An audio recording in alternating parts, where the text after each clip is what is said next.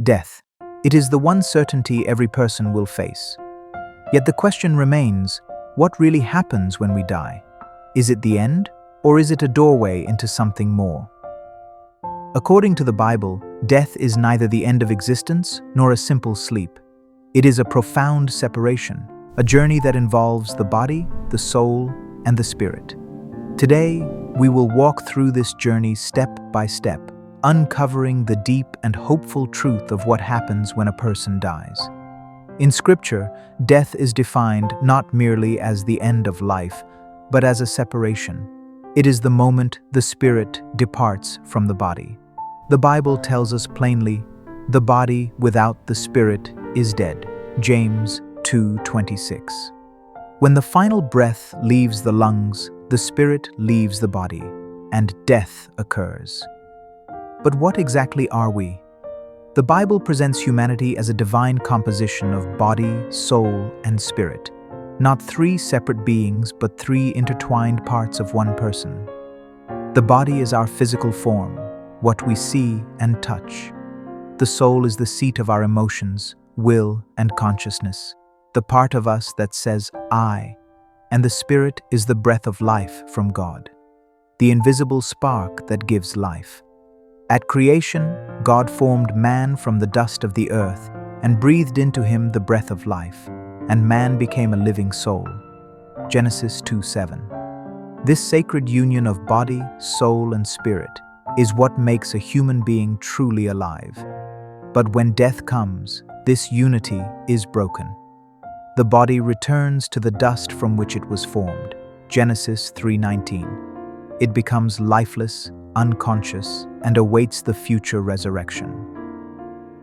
The spirit returns to God who gave it, Ecclesiastes 12:7, remaining under his authority. And the soul, the conscious self, enters what Scripture reveals as an intermediate state. This is where much misunderstanding often arises. Before the death and resurrection of Jesus Christ, the righteous dead did not enter heaven. Instead, they went to a place of comfort known as paradise, also described as Abraham's bosom. Jesus revealed this reality when he spoke of the rich man and Lazarus. Lazarus, a righteous man, died and was carried to Abraham's bosom, a place of rest and comfort, while the wicked man found himself in torment.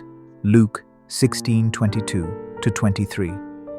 This shows us that paradise existed before the cross, a place of peace, but still a place of waiting. The righteous were comforted, not punished, yet not fully glorified. When Jesus was crucified, one of the criminals beside him repented. Tradition remembers him as Dismas. Jesus turned to him and said, "Today you will be with me in paradise." Luke 23:43. This confirms that paradise was still the destination of the righteous at the moment of Christ's death. Even Jesus himself entered paradise immediately after dying, not heaven yet, because the work of redemption had not yet reached its climax.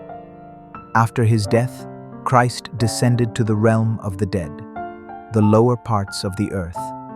Ephesians 4:9. This descent was not for suffering, but for victory. He proclaimed triumph over sin, death, and the grave. Then, after his resurrection, something extraordinary happened. Scripture tells us, when he ascended on high, he led captivity captive. Ephesians 4:8. In other words, Christ released the righteous souls who had been waiting in paradise and brought them into heaven, opening the way into God's presence once and for all. From that moment onward, access to heaven was secured through Christ. But what about the wicked? The Bible speaks of Hades, known in Hebrew as Sheol, a temporary holding place for the wicked dead. It is a place of conscious suffering and separation from God, but it is not the final hell. Jesus described this place when he spoke of the rich man being in torment after death. Luke 16:23. Hell itself, also called the lake of fire, is different. It is the final and eternal place of punishment prepared for Satan and those who ultimately reject God. Hell is entered after resurrection and final judgment, not immediately at death. Revelation 20:14-15. Death then is not the end. There will be a resurrection, bodies will rise, souls will be reunited, and eternity will be sealed. Christ's resurrection was the first fruits, the guarantee that death has been defeated and life has the final word. Let us pray. Heavenly Father, as we sojourn through this life, teach us to number our days and to walk in your truth. May we live with eternity in view, anchored in the hope of Christ. And when our journey on earth is complete, grant that we may be found in Him, faithful, redeemed, and victorious. May we be co-heirs with Christ, sharing in His glory after we pass from this world. In Jesus' name, amen.